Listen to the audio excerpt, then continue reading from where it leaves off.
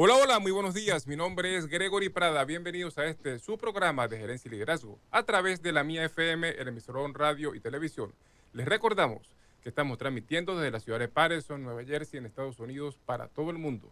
Pueden descargar nuestra aplicación de la Mía FM para sus teléfonos Android y iPhone. También pueden seguirnos en nuestra cuenta de Instagram, Geprada Voice, y en nuestro canal de YouTube de Gerencia y Liderazgo. Y hoy, como todos los domingos, empezamos a navegar por este fascinante y fabuloso mundo de la gerencia y del liderazgo, contando una historia de vida más. Pero no sin antes dar un saludo a toda la gente que nos ve y nos escucha domingo a domingo y en nuestro canal de YouTube desde todas partes del mundo. Como siempre, mi querido amigo Doménico Laverde desde Mérida, Venezuela, que siempre está conectado con nosotros. También al querido profesor Fidel Nava desde Ecuador, a Linda de Ambrosio desde Madrid, que sé que está pendiente, Jessica Zambrano, la mujer del arte, también desde Madrid, Leonardo Hernández, un hombre venezolano, triunfador, fundador de Andarte, que sé que está siempre con nosotros, conectado desde Barcelona, España, y Alice Toro y Daniel, los hombres fuertes del modelaje desde Bogotá, Colombia. También a toda la gente, mi querido Ernesto Quintero desde Miami, Florida, y bueno, Dalma Crespo y su hijo Rainier, que sé que están conectados desde Houston, Texas, Marisol Morales, que sé que está siempre también conectada con nosotros, y a la persona que hizo posible este encuentro, esta gran entrevista, mi apreciada Chía Bertoni, esa venezolana triunfadora que siempre está dando lo mejor en cada fase profesional de su vida. Bueno, ya hoy otra historia de vida más. Ya está con nosotros, vía Zoom, desde Madrid, España, Miguel Enrique Otero. Miguel Enrique, bienvenido, ¿cómo estás? Hola, ¿qué tal? ¿Cómo está? Buenas tardes.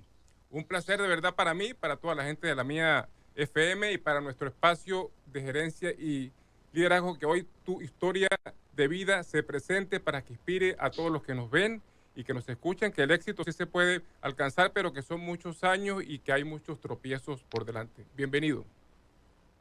Gracias. Bueno, Miguel, ¿cómo define un hombre como tú, un hombre de medios, cómo define Miguel Enrique la verdad? Bienvenido. Pero la verdad siempre es subjetiva. Entonces la verdad tiene connotaciones que tienen que ver con los valores éticos, los valores morales, en fin, con una serie de valores.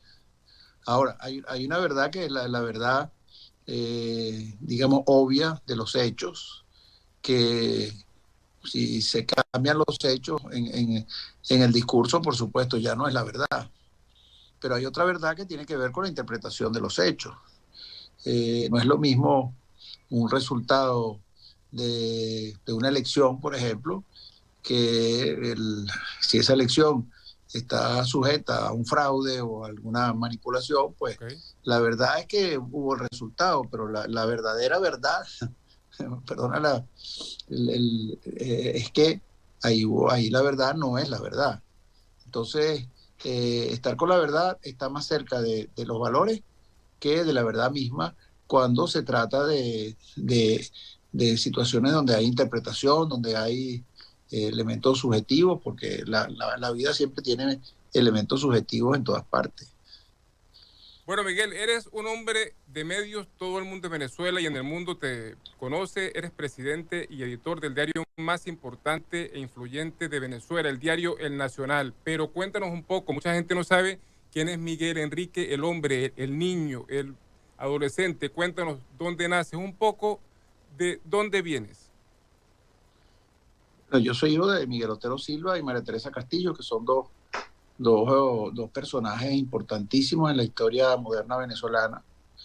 Mi padre, gran escritor, político, periodista, humorista, poeta.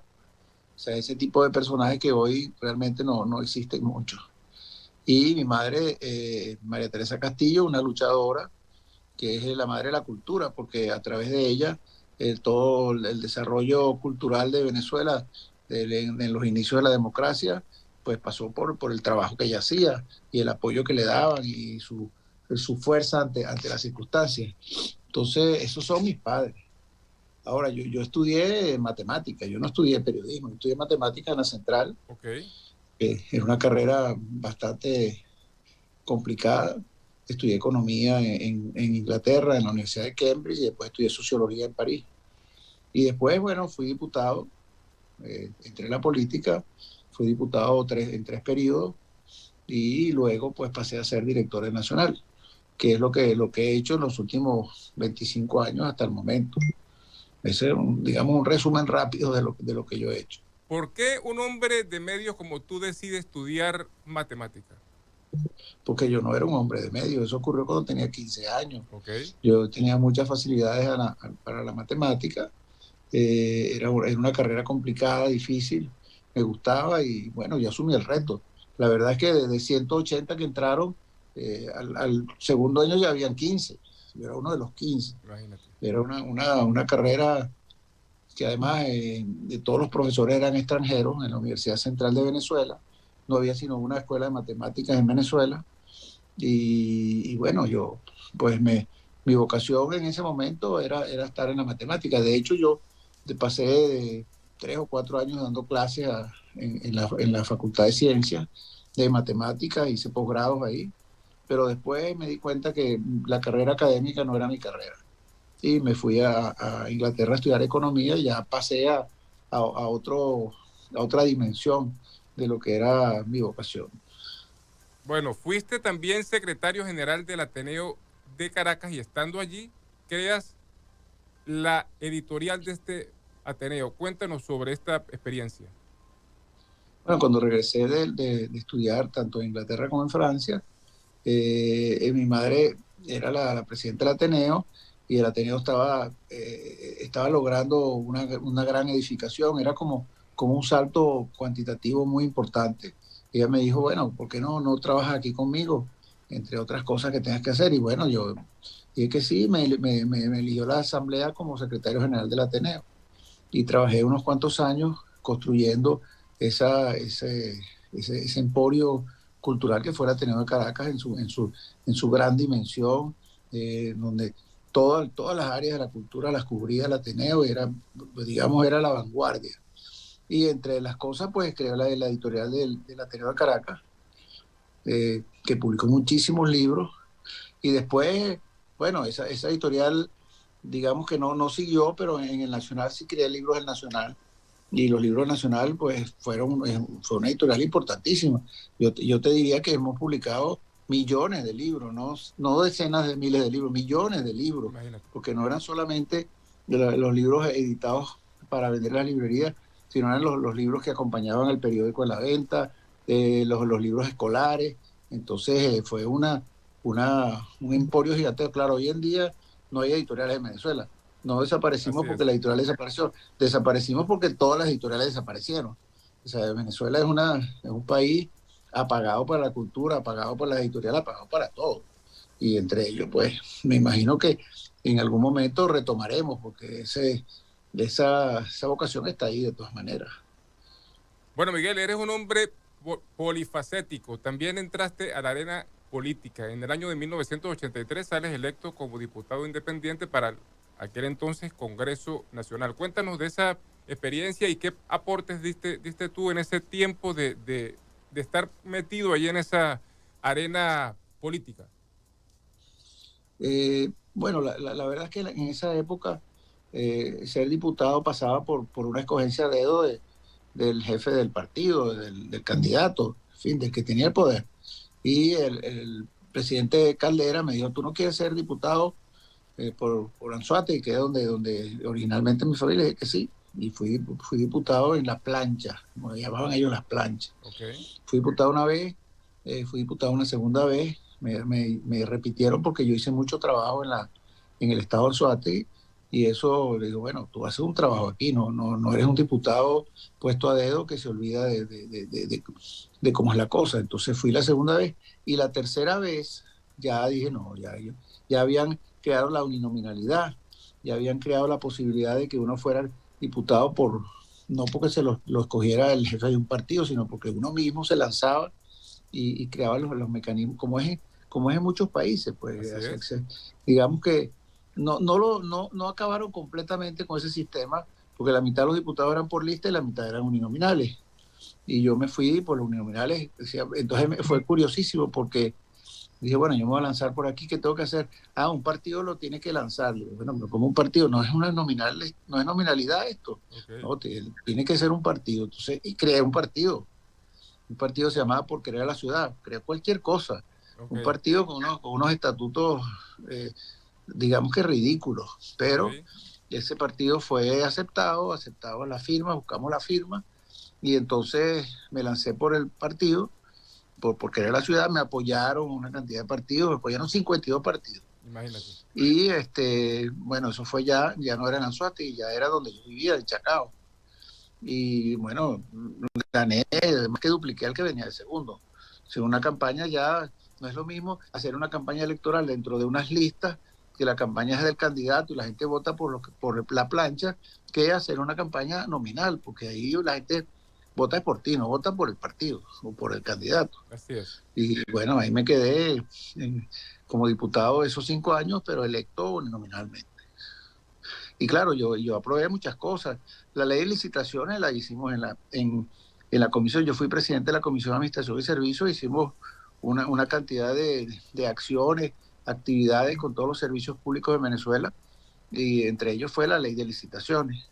Antes había sido miembro de la Comisión de Finanzas, la Subcomisión de Cultura, que yo la creé, y esa subcomisión de cultura pues tuvo mucho peso en todo lo que era la actividad cultural de Venezuela. A través de la Comisión de Cultura pues le dimos apoyo a una cantidad de instituciones, pero muchísimas instituciones. Entonces, bueno, creo que tengo un trabajo realizado ahí en el Congreso que no es levantar la mano, sino que son cosas muy específicas. Bueno, importante todo lo que nos cuentas, Miguel. Durante la época de Hugo Chávez, los grupos, los partidos opositores se unen en la mesa de la Unidad Democrática. Sin embargo, tú tienes la iniciativa de crear el movimiento 2D, que es una coalición para apoyar esta mesa. ¿Por qué el nombre 2D y qué lograste con eh, esto proyecto que hiciste con ellos? 2D no era un partido, 2D era un grupo de personalidades digamos, redactaban un documento toda la semana, lanzábamos una especie de proclama. Digamos, la figura más notable ahí era Simón Alberto Consalvi, pero había una cantidad de gente muy importante. Pero no intentábamos hacer un partido político, intentábamos solamente ser un factor de influencia, de denuncia Okay. y, digamos, un polo político de discusión, más que todo. Y bueno, duramos muchos años haciendo eso y nuestros documentos eran muy importantes, todo el mundo los esperaba, o sea, mucha gente los esperaba y logramos generar opiniones importantes en relación a lo que estaba pasando. Bueno, eres presidente, Miguel, como yo lo dije al principio, del diario más importante e influyente de Venezuela, el diario El Nacional, pero mucha gente no sabe cuál es el origen de este diario. Cuéntanos cuándo nace, quiénes son sus creadores. El Nacional nació en 1943. Mi padre, Miguel Otero Silva, tenía un periódico humorístico que era muy influente, que tenía muchísima influencia, pero dentro del área del humorismo, se llamaba El Morrocoy Azul. Ok, Era un semanario. Entonces, y además él había tenido muchas acciones, actividades en la prensa, en algunos periódicos pequeños. Entonces mi abuelo, que era un industrial, en 1943 dice, no, mira, vamos a buscar hacer un periódico de verdad.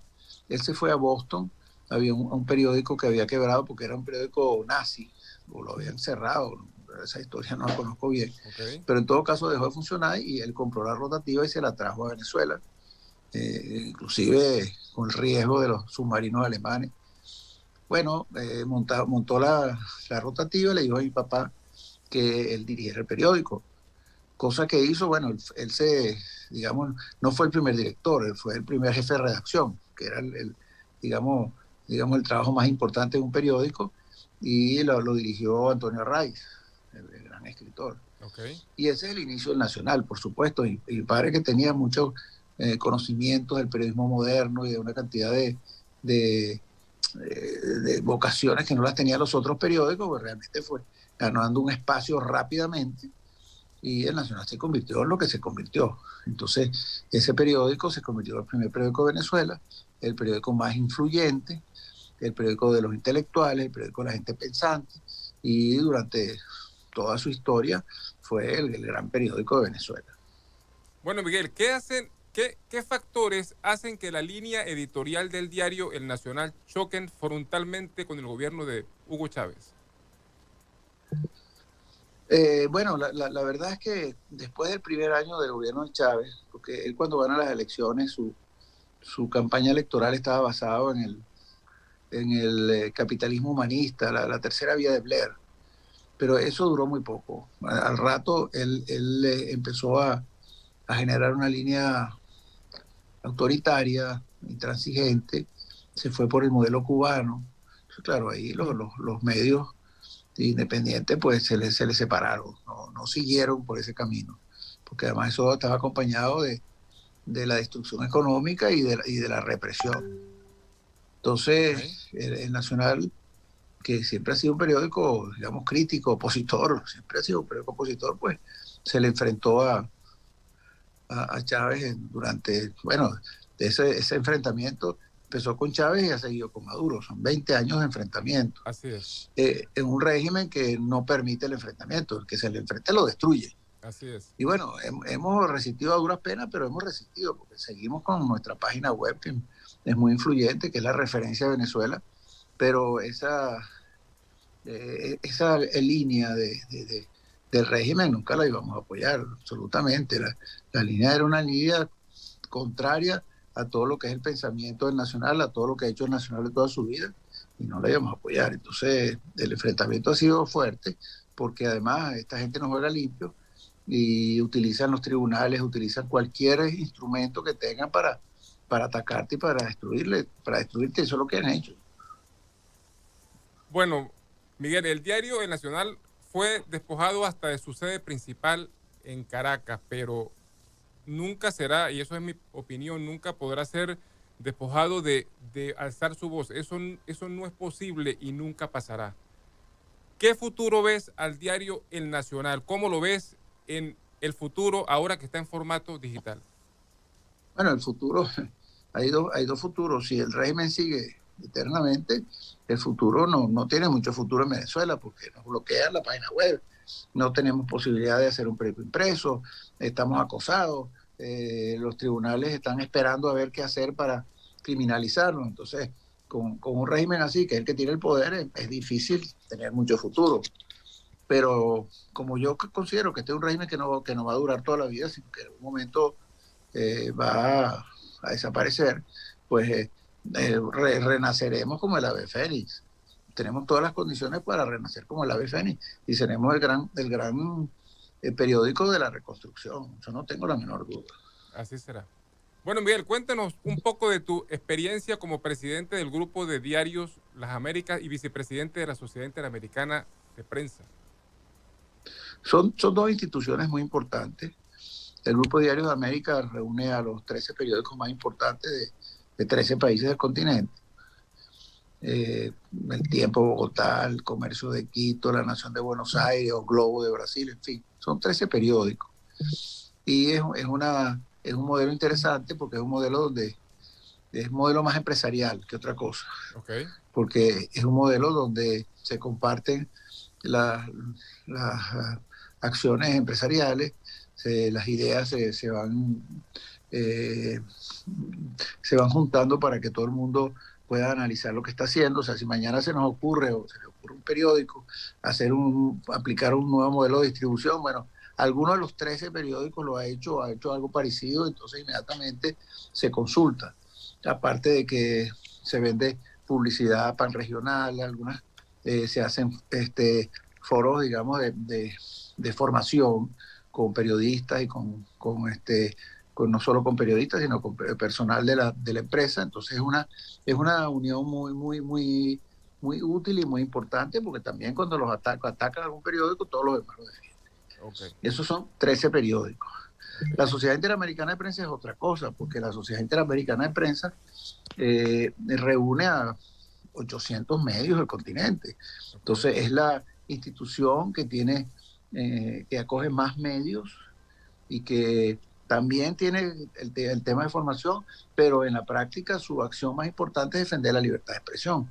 Y todos los años tiene dos reuniones en medio año, en la plenaria, donde se discuten todos los aspectos que tienen que ver con libertad de expresión del continente y se emiten resoluciones, se emiten conclusiones y se pasa a trabajar con los gobiernos, a relacionarse con otras instituciones que hacen cosas parecidas para presionar a aquellos que violan la libertad de expresión o actuar contra los gobiernos y actuar contra las mafias también, porque en el caso de México, donde matan periodistas, no los mata el gobierno, los matan los narcotraficantes. Así es. Pero es una asociación muy importante porque además tiene 70 años, son 70 años que tiene la Sociedad Interamericana de Prensa trabajando en este mismo tema y el conocimiento que hay ahí y la influencia que tiene es muy, muy grande. Bueno, Miguel, vamos a nuestros primeros comerciales, pero te voy a dejar una pregunta al aire. ¿Por qué decides salir de Venezuela y por qué escoges Madrid como destino? Pero eso me lo respondes al regresar. Vamos a unos comerciales y ya volvemos.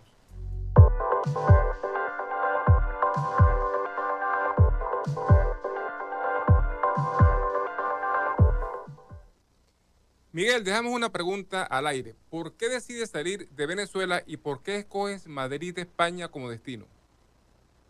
Bueno, yo salgo de Venezuela obligado, porque hay una demanda que introdujo Diosdado Cabello contra el Nacional de difamación, Okay. que es la cosa más absurda del mundo y que tiene todas las irregularidades jurídicas, procesales que puede haber. Nosotros publicamos una nota que había salido antes, previamente en el ABC de España, donde decía que Diosdado Cabello estaba siendo investigado por narcotráfico por un fiscal federal del estado de Nueva York. Esa nota salió en el ABC y la republicaron igual 80 periódicos del continente, entre ellos el Wall Street Journal y todas las agencias noticiosas, porque claro, él era el presidente de la Asamblea Nacional. Entonces él nos demandó por difamación, pero curiosamente al año la DEA dictó una orden de captura contra Diosdado Cabello y ofrece hoy en día $10 millones por quien informe sobre la posibilidad de capturarlo. O sea que eso demuestra que la nota era cierta. Ahora, nosotros no publicamos que él era narcotraficante, sino que estaba siendo investigado, que para llegar a esa condena tenía que estar siendo investigado. Bueno, él introdujo esa demanda penal, ese juicio penal nunca ha caminado, lo único que se hizo fue la audiencia de conciliación, pero nunca se llevaron testigos, nunca hubo discusión, nunca hubo nada. Entonces él introdujo una demanda civil por difamación. Según la ley venezolana, para introducir una demanda civil de difamación, tienes que tener una sentencia penal. Okay. Pero si el juicio penal nunca avanzó, pues no hay sentencia penal. Pero el juez no le hizo caso a eso, porque Diosdado Cabello nos condenó por $1 millón. Pero nos condenó en un momento donde había una inflación gigantesca y cuando terminó la sentencia firme, ese $1 millón se convirtió en $1. Diosdado Cabello entró en cólera, le dio instrucciones al Tribunal Supremo de Justicia de que se abocara, que eliminara ese juicio, cosa que también es una irregularidad porque era sentencia firme de un tribunal civil de primera instancia. Y la Corte Penal, el Tribunal Supremo de Justicia determinó que nosotros teníamos que pagarle $13 millones a Diosdado Cabello como compensación por la difamación. Cifra que nadie sabe dónde sacaron y ellos la explican. Pero el mismo día que ellos dictan esa cifra absurda, el ejército toma el edificio, saca a todas las personas que están ahí con armas largas, incluyendo personas que estaban trabajando en locales alquilados. Okay. Y ocupan el edificio. Eso fue hace un año y tienen hace un año ocupado el edificio con el ejército. Después de esto, donde no hay ningún procedimiento regular que tenga que ver con que relacione los $13 millones con la toma de los militares, pues ellos decidieron bloquearnos. Entonces nos bloquean la página web en Venezuela, que eso hace que los venezolanos en general no puedan ver la página. Esa es una absoluta irregularidad, porque nosotros somos un .com y el .com está alojado en los Estados Unidos, para ellos actuar legalmente tendrían que ir con un juez federal a donde está localizada la página para bloquearnos las cosas que no hacen. Ellos la bloquean con las compañías telefónicas, incluyendo compañías telefónicas que son multinacionales, donde bloquear por una instrucción de Conatel es irregular porque eso va contra todos sus principios corporativos. Pero bueno, como son las cosas de Venezuela, entonces nos quitaron el edificio y nos bloquearon la página.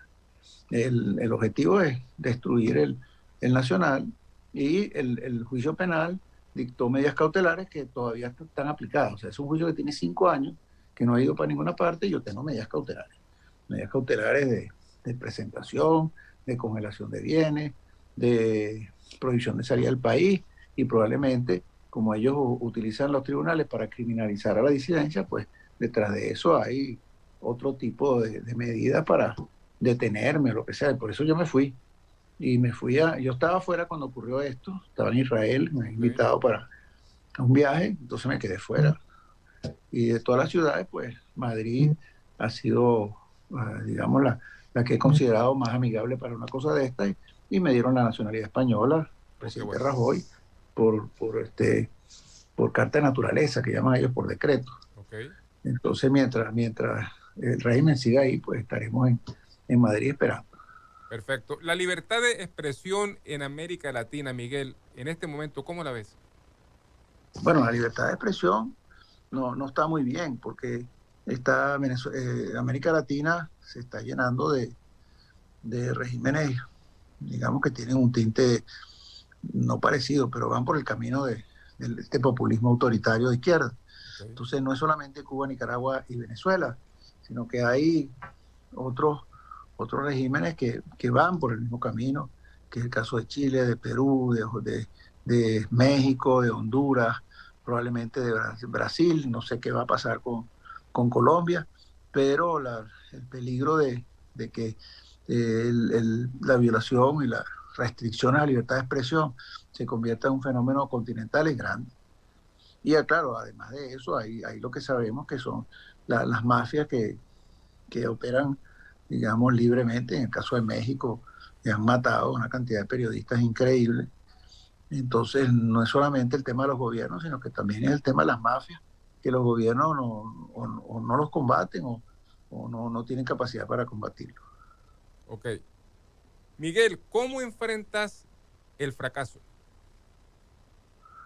Bueno, que el fracaso nuestro no es un fracaso. El fracaso es una lucha contra un régimen que sigue ahí con mucha fuerza y que tiene como objetivo destruirnos. Entonces yo no considero un fracaso, porque no tenemos, o sea, un periódico solo no tiene la fuerza para combatir un gobierno, es una empresa. Las empresas están en una gran debilidad. Entonces, y además esta historia no ha terminado, no sabemos cuánto más va a durar ese régimen. Entonces, pero yo te pregunto Miguel, como persona, ¿cómo enfrentas la adversidad, el fracaso? Como persona, como ser humano. Hay que luchar y hay que buscar redefinirse, reinventarse ante el fracaso en algunas áreas y seguir su camino. Eso es lo que hay que hacer. O sea, el fracaso hay que combatirlo y enfrentarlo. Ok, Miguel, vamos a entrar un poco más en ti como persona. ¿Existe, porque todos lo tenemos, todos los seres humanos, existe algún miedo que Miguel Enrique traiga de la infancia que aún no haya logrado superar? ¿Algún miedo? ¿O tú sientes que durante toda tu vida has logrado superarte a ti mismo como persona? Tantas cosas que uno trae de niño y que muchas veces no permiten que tú llegues hasta donde deberías llegar por esos miedos, ¿sí? Y entonces uno tiene que, cuando tomas conciencia, lógicamente empezar a trabajar sobre eso. ¿Existe algún miedo que tú traigas que no hayas vencido o consideras que tú miras atrás y dices, bueno, cierro los círculos, he logrado cerrar todos esos círculos en mi vida? Todo el mundo tiene esos miedos. Miedo, digamos, al fracaso, como dices tú, miedo a que en una situación determinada, pues por factores externos, factores que son incontrolables, te destruyan. Ese miedo está permanentemente ahí. Ahora, eso no son miedos de la infancia, son realidades que están, porque La otra cosa que es digamos, la importancia de mis padres y su peso en la sociedad. Bueno, yo me fui por unas vías con las cuales no competía, yo me fui por la matemática y no competía. O sea, Ok, si hubiera intentado ser escritor, entonces, bueno, a lo mejor hubiera tenido siempre el complejo. O si claro. hubiera intentado ser periodista de entrada, también, pero yo me fui por la matemática, por la economía, me fui por otras vías. Entonces ahí no tenía ese tipo digamos, de apabullamiento digamos, de los padres. Pero, en fin, eh, no sé, ¿qué otras cosas puedo tener? Uno siempre tiene miedo no lo reconoce porque no los conoce, sino cuando pasan las cosas. Eso es correcto. Así es. Miguel, ¿en qué proyectos profesionales trabajas en este momento? Bueno, el proyecto profesional que yo trabajo en tratar de sobrevivir con el Nacional, que no es nada fácil. Ese es el proyecto más importante. Otro proyecto que tengo, bueno, hay en un movimiento social en España que estoy trabajando en eso, un poco para, con la sociedad civil española y tratar de vincular el, el esfuerzo al tema del Foro Sao Paulo, que es la marea roja que tiene sus orígenes en España Así es. y que no pueden desligar la política en España de lo que pasa en América Latina. Entonces, ahí tenemos un movimiento que ha ido creciendo y que tiene mucha actividad. Digamos que eso es una acción profesional que yo hago. Excelente. ¿Realizas algún tipo de labor social a través de fundaciones? Cuéntanos. Bueno, hago eso, trabajo en esto que se llama Libertad y Alternativa, y tiene mucho trabajo desde el punto de vista más bien político de la sociedad civil, no es un partido, no tiene ninguna intención de convertirse en un partido, pero sí, ahí tiene su actividad bastante interesante. Bueno, ¿cuáles son esos grandes sueños que aún crees que debes alcanzar? ¿Tienes algún sueño que tú digas, bueno, quiero hacer esto, aún en tu vida? Pero bueno, el gran sueño es que salir del régimen y que el Nacional se vuelva a convertir en lo que era, porque o sea, hemos ido reduciendo. Nosotros hace 10 años teníamos 1.100 empleados, era un gran emporio editorial, teníamos la revista Hola, un gratuito, un periódico popular, editamos muchísimos libros, teníamos una cantidad de cosas con el mundo impreso gigantesca, inclusive en la web, algo muy importante, y bueno, eso ha ido reduciéndose. Entonces, retomar eso es importante en las nuevas condiciones del mundo editorial hoy en día, porque todo ha cambiado.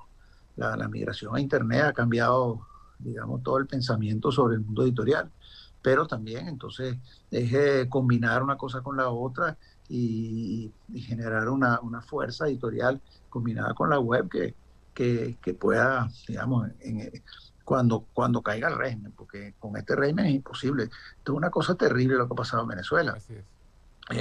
Venezuela en los últimos 6 años el PIB se cayó un 80%. O sea, acabaron con un país. 80%, caer 80% no ha ocurrido ni en la Alemania cuando perdieron la guerra, ni en Ucrania, ni en Siria. Tumbar el PIB en 80% solo podría ocurrir en una guerra devastadora. Venezuela no ha habido una guerra y acabaron con la economía de un país. Bueno, es reconstruir la economía, y es reconstruirla y acompañar a la economía con lo que uno sabe en el mundo editorial, entendiendo que el mundo editorial no es el mismo de antes. Miguel, ¿tú crees que Venezuela o que en Venezuela ocurra un cambio político importante en los próximos 5 años? ¿Lo crees? Puede ser, eso nadie lo sabe. Ahí están dadas las condiciones para que ocurra el cambio, porque la plataforma en la cual ellos se montan es una plataforma muy inestable. En Venezuela, a diferencia con otros países donde suceden cosas parecidas, hay un estamento político muy grande de líderes políticos que están trabajando allá. Lo podemos criticar y podemos hacer lo que sea, pero ahí están. En Cuba no hay ninguno y en Nicaragua tampoco, y los que están presos. Pero además hay una protesta popular bárbara. El año pasado hubo 9.200 protestas populares. Eso es un número gigantescos. En Nicaragua ni en Cuba hay ese nivel de protesta popular. Son pequeñas, yo entiendo, muchas son reivindicativas, pero está la protesta popular. Y además tienes una situación permanente en el sector militar, donde en los últimos 4 años ha habido 6, 7 rebeliones. Entonces hay una situación ahí. Y además es un régimen que afecta a los demás países. ¿Cómo los afecta? Bueno, la migración es que 7 millones de venezolanos se van a otros países y bueno, no es el caso de España, pero en el caso de Colombia le genera unos problemas gigantescos, el caso de Brasil, Ecuador, y además no es una dictadura normal, es un régimen que termina siendo una corporación criminal, porque es un régimen aliado con la FARC, el ELN, Hezbollah, los iraníes, y controlan el tráfico de cocaína que llega a Europa, por ejemplo. Entonces afecta a otros países. Porque lo que pasa en Cuba es una isla. Cuba es una isla, pero Venezuela no es una isla. Venezuela hace todo eso, el régimen hace todo eso que afecta a otros países. Entonces, yo diría que hay una plataforma en la cual está montado, independientemente de su fuerza, que hace que el régimen esté montado en una plataforma inestable. ¿Cuándo hay un cambio? Bueno, no es una elección. Si fuera una elección, uno dice, bueno, en el 24 hay una elección y entonces quitan los candidatos, quitan las encuestas, como está ocurriendo hoy en Colombia.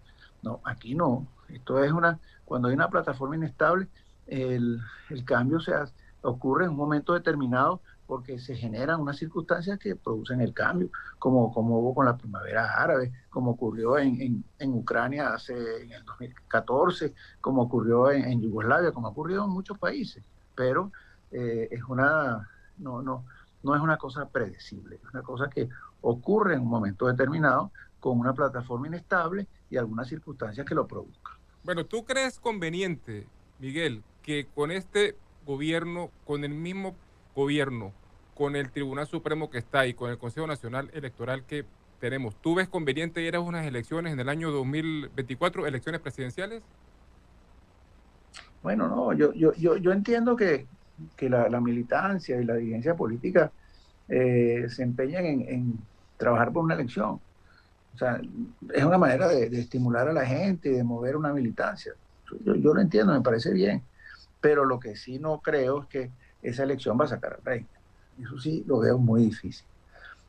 No, la fuerza de la oposición para una lucha electoral requiere de una cantidad de factores que no ocurren en Venezuela. No hay medios de comunicación, no hay, está todo. Esto puedo nombrar 20 condiciones que no creo que una mesa de diálogo las cambie, porque la mesa de diálogo hasta ahora no ha cambiado nada, menos van a cambiar 20 condiciones. Así es. Entonces, el ir a una elección es algo que activa una militancia, ese tipo de cosas, pero que esa elección vaya a cambiar el régimen, yo realmente lo dudo. Además, con este modelo nicaragüense, donde si ven que un candidato les va a ganar, lo llevan preso, dicen que dañó la capa de ozono y lo meten preso, bueno, esto pueden hacer lo mismo. Entonces no hay ninguna garantía, no hay ninguna, digamos, una estabilidad jurídica que permita que una elección así pueda realmente llegar al puerto.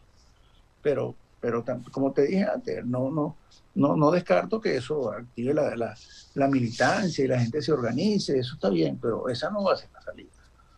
Bueno, Miguel, ya casi nos vamos.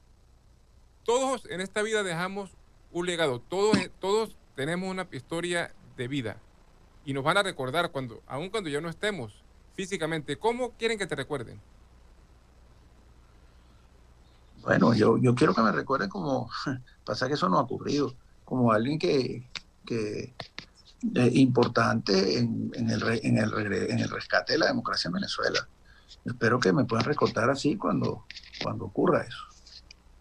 Bueno, ya para irnos, un mensaje final. ¿Qué le dirías, Miguel Enrique, a toda la gente que nos ve y que nos escucha para que luchen por sus sueños y sobre todo que nunca se rindan?